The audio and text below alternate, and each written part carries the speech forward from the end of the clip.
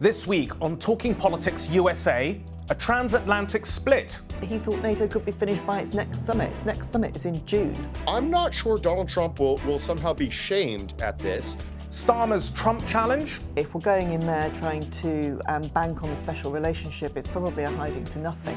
And the politics of the James Bond reboot. If Hollywood were to make this movie, he would clearly be the villain. I've never watched a Bond film all the way through to the end.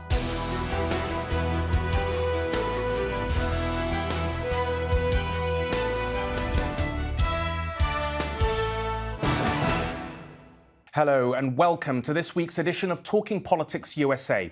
Now, our Dan in Washington, Dan Rivers, is having a rest this week. His voice is a little poorly, which is never ideal for a podcast, I guess. But I'm delighted to be joined here in the studio by our international editor, Emma Murphy, who was formerly our US correspondent too. Hi, Emma. Rageh? How are you doing? Hello, good to see you. Great. And joining us from DC is former Trump appointee and friend of the show, Matthew Bartlett. Matthew, how are you? Hey, good morning from across the pond. Great to have you with us. Now, it's been another head-spinning few days in US politics. So just as Elon Musk asked the federal employees over the weekend, I'm going to ask both of you to justify what you've done, 5 accomplishments this weekend. OK, what have I achieved? I've achieved not swearing on air, and I've achieved not being sacked. I'd say that's 2 good ones. That's 2. OK, that's all right. And Matthew? Well, I survived, and some say that is critical. I hopefully serviced some clients and hopefully paid attention to the news and prepared for today. But that's not the only stunt Musk has pulled in recent days. This is him unleashing a chainsaw, can you believe it, at the Conservative Political Action Conference in Washington. This is the chainsaw for bureaucracy. Chainsaw! Now, the chainsaw was given to him by Argentina's President Milei, who did the same thing when running for office, promising to slash Argentina's bureaucracy. Now, CPAC is sort of the Woodstock or Glastonbury of right-wing populist politics in the US and from around the world. Matthew, this one was off the charts, wasn't it? Like you said, this is Woodstock for the MAGA faithful. And what did we see? We saw, some of the theatrics as well as speeches from major leaders. What you just showed, that is a Rorschach test for America. If you want to know where somebody stands, you show them that picture of Elon Musk with a chainsaw. Some people are over the moon. Finally, we're going to cut bureaucracy. And it took this brilliant, genius, billionaire thinker to do it. Or the opposite of the oligarchies are coming in. They're going to tear apart our government. Expect to see that picture in many political commercials on both sides in the future. But particularly from the Democrats, I would say, Matthew. I mean, that's just a great image to have for their campaigns. As well as Republicans. Let's remember what Donald Trump is doing, smashing bureaucracy. Right now, you do not want to be defending bureaucracy. Even the Democrats know that is a very weak hand. The president is frustrated. Former presidents have been frustrated. The Congress, the public. Why is our government so big and bloated? Not many people say we need more government because it's working so well. So again, I would argue both sides are getting what they want there. Now, Emma, there was an international tinge to this conference. I mean, Nigel Farage was there, Liz Truss was there, and other populist leaders from Europe.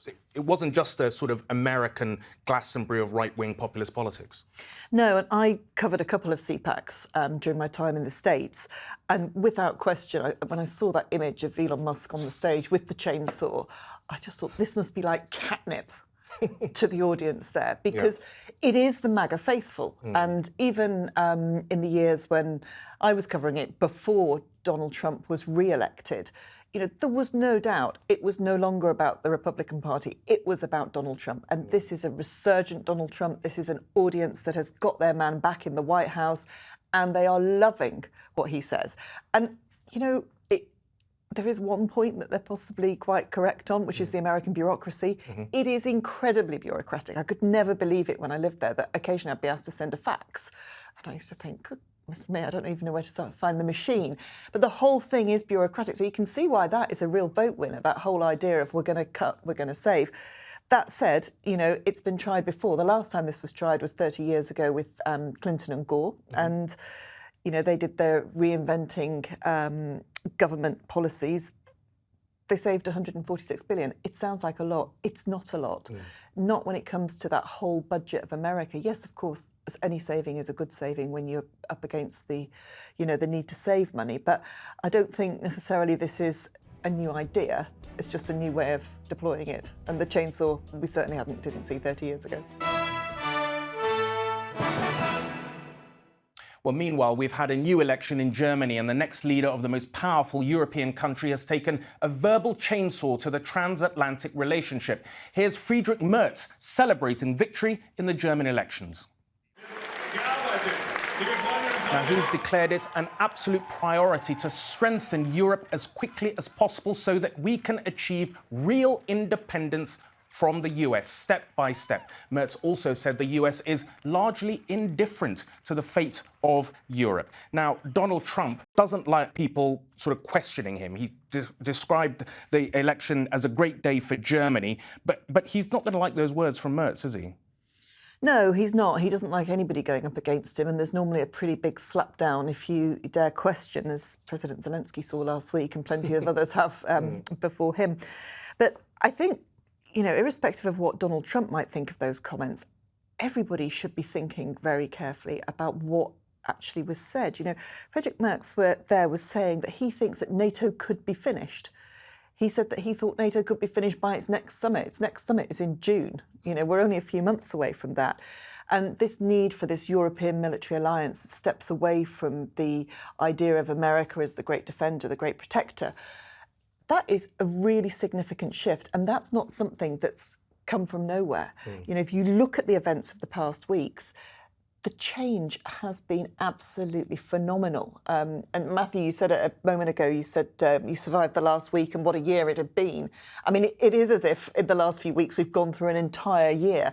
The political ground has shifted so significantly with this move away from American protection, American global influence, to a much more isolationist, a much more distrustful position. So, I mean, when you take a look at the last week, it feels very much more like the distrust from the Trump administration is in its allies, not its adversaries, and that actually there's a feeling that they've been taking advantage for far too long, and this is the moment of reckoning. So, no wonder Merz is saying what he's saying. Yeah. Matthew, I mean, you've worked in the State Department. I mean, do people in DC understand the real panic, if I could put it that way, in Europe about America sort of relinquishing its sort of security guarantees of Europe? Listen, America has been at war, pronounced, for 25 years around the globe. You now have a president that is trying to advance peace, albeit in his own way. But that's not necessarily retreating. I would think many people in America expect the American president to play the role of peacemaker, and that could be welcomed. And then lastly, the notion of funding. It was Donald Trump wants to end NATO. He went there originally in the first term, said you need to spend your 2%, took names of who isn't, and now is bumping it up.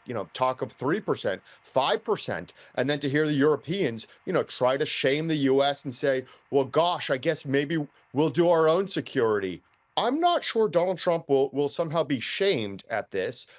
So again, yes, these are clear allies in a very dangerous world. The world is always in a perpetual state of motion and often quite contentious. But at the end of the day, it's important to recognize that we all play a role in cost sharing, burden sharing, and that the world is very different than the end of World War II.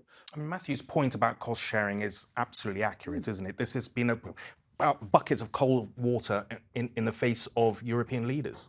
And that needed to happen. Yeah, I think it probably did. I mean, you can't have one country being the provider and the protector.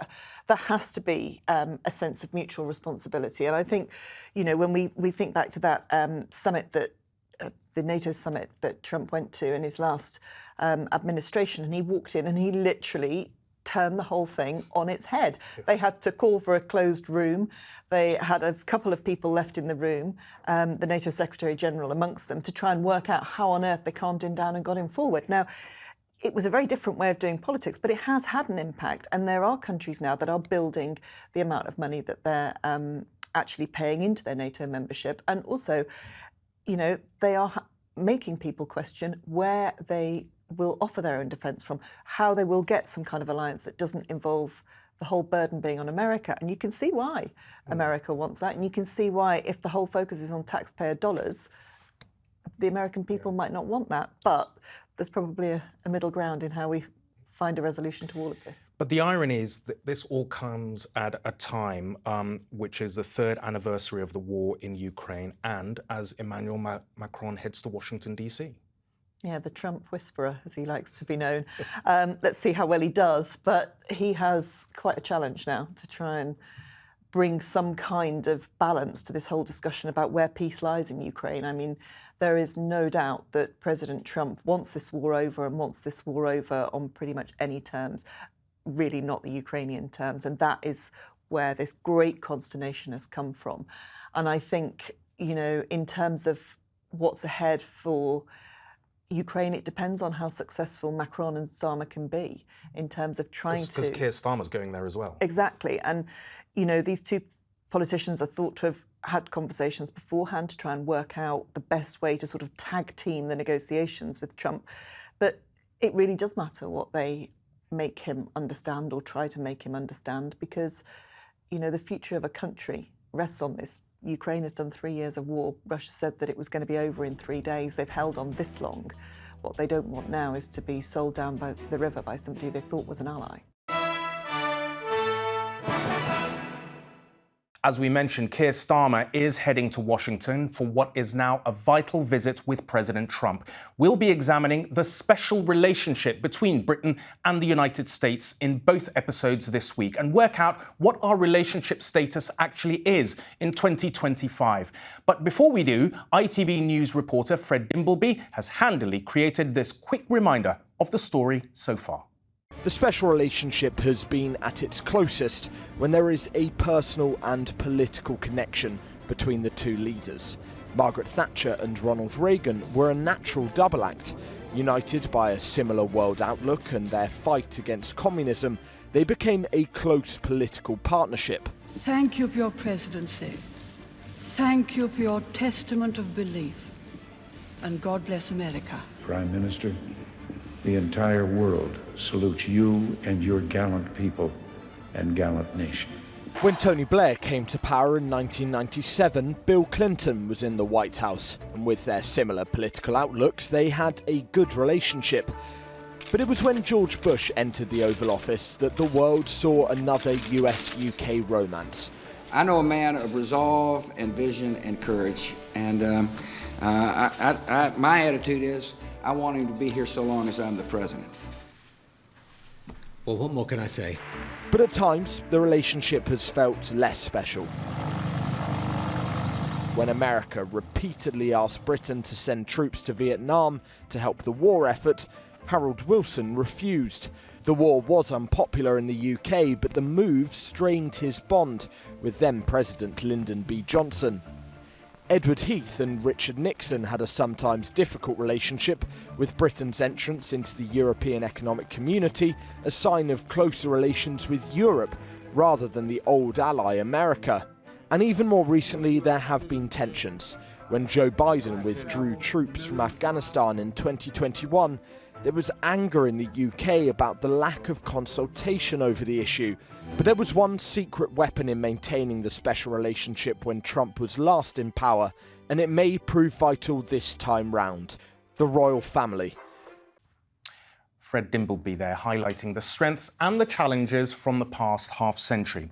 Now, today we want to focus on the US perspective on the special relationship. Now, Emma, you were in Washington. Did you experience how real the special relationship was?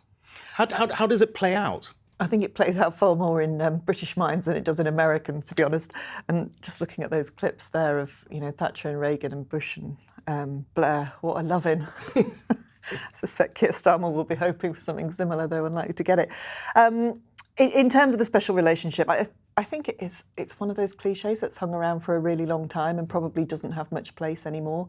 Yeah, there is a warm enough relationship, but let's think about this. I mean, when I was there, it was the Biden administration. I was there for a bit of Trump over different periods, and I think, what we're dealing with now with the second Trump administration is so different from anything we've seen before, even different from his first time in office, that I don't think there is a place for cliches like special relationship. At the moment, he just wants to do deals. He sees everybody as winners or losers. He wants to have transactional relationships with governments, and what's gone before doesn't really matter. So I think, in a way, if we're going in there trying to bank on the special relationship, it's probably a hiding to nothing. Fred was referencing there the relationship with, the benefit of the royal family and those kind of assets. And I was talking to somebody in the State Department the other day, and they were saying that, Keir Starmer needs to really go for the sort of secret weapon and the unique weapon that the UK's got. And I think that's where the royals will be brought into play on this, maybe an offer of a state visit or a banquet or whatever. Clearly back in 2019, that was something that President Trump really relished. And then, of course, think back to how he and Macron first bonded. It was that big pomp and ceremony of the Bastille Day celebrations. So I think, that point there about the royals is something, but it's only a little something in a very big picture of big challenges for Starmer as he goes to have these conversations. Matthew, is it a cliche? Does anyone care in the United States about the special relationship? And can Trump be charmed or wooed by the secret weapon, as Emma was saying, of the royal family? In terms of how the U.S. views the world, how the American public views the world, yes, the UK relationship is still one of the top premier, special, unique relationships in the world. News coverage, attention, is always heightened. And while it is always a challenge with presidents and prime ministers and their personal relationships, which is critical to the special relationship, I would argue that it continues to endure on a cultural, on a trade, economic, but there is a deep tie that will always bind us, knowing full well that, there might be a little fray. But where do we rank in terms of the priorities? Because when Secretary of State Rubio made his first calls, we were like way down on the list. I mean, we were like number 19. India was top, the Saudi Arabia, all these other countries, and we were way down. You can't speak to the secretary's call list as always the most critical. Yes, there's going to be some political partisan tensions. The ambassador to the court is always going to be one of the top most sought after posts. Again, due to the nature of our relationship, the origins of it, all the way till now, one of the most critical allies. It will always remain, always endure. If you simply look at the map and look at the world, UK's influence is up there and will continue to be there. And that is why we will continue to have a critical relationship, regardless of, again, president, prime minister, ambassador. Comments will be made, tensions will be made. Yes, the Queen was critical. Donald Trump does appreciate the pomp and circumstance of it all, but at root, there are critical issues, where our countries will find alignment or maybe agree to a realignment. Emma, what do you think Donald Trump wants from Starmer? And what does Starmer want from him? I mean, Starmer wants from him some kind of a surety that, Ukraine is not going to be sold down the river.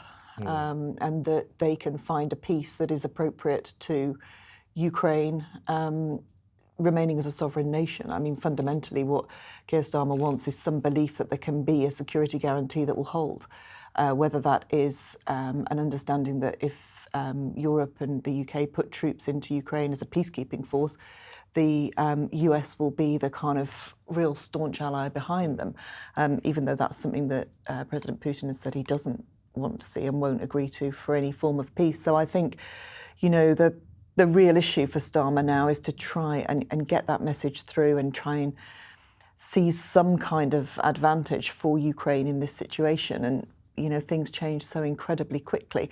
A conversation I had with a diplomat the other day, they were saying to me that they were quite surprised how bold Keir Starmer had been in that statement, where he said that Zelensky wasn't a dictator and that, Ukraine had the right to a protected peace. So it'll be interesting to see whether or not Trump has taken particular notice or offence at those comments. He hasn't made any public reference to them, but I think it'll probably be something that will be referenced during that conversation.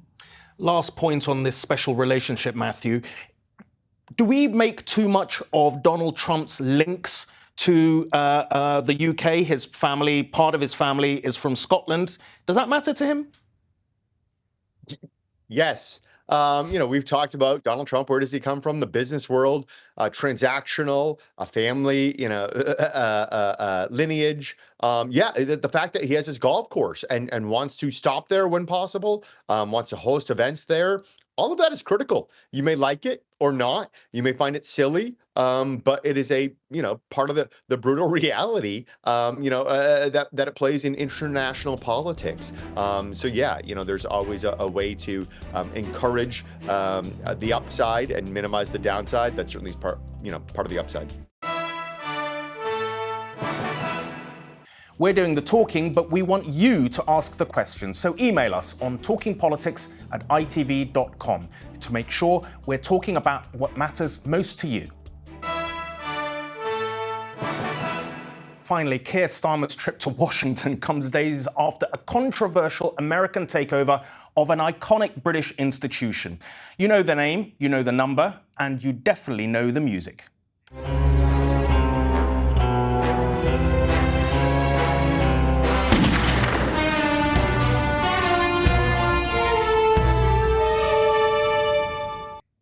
So James Bond is now in the hands of Jeff Bezos.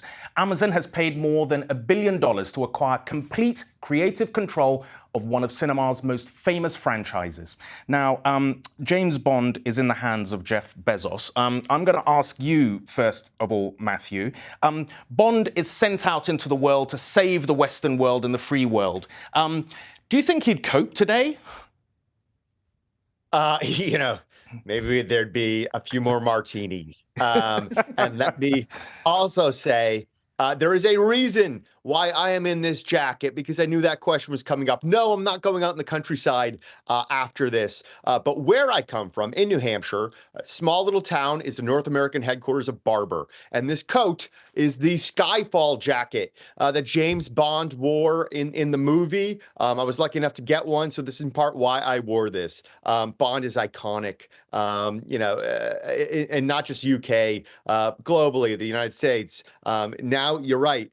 Jeff Bezos has it, but there's a lot of also talk, whether it's The Diplomat on Netflix, Black Doves, which is a similarly genre out of the UK with Keira Knightley. So we'll see how Bond does in today's new world. Well, in the new world, where would M send James Bond? I was just thinking, actually, we were talking about the special relationship.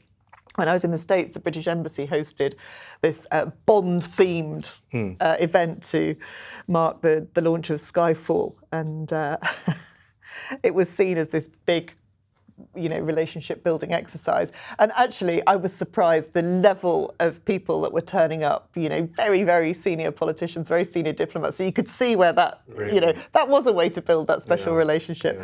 Yeah. But in terms of where I'd send him, I think I'd send him to the bar.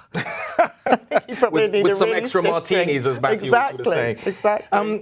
Matthew, Ronald Reagan was no stranger to the movies, and Donald Trump is another US president who knows his way around Hollywood film set, traveling famously on appearances on Home Alone 2.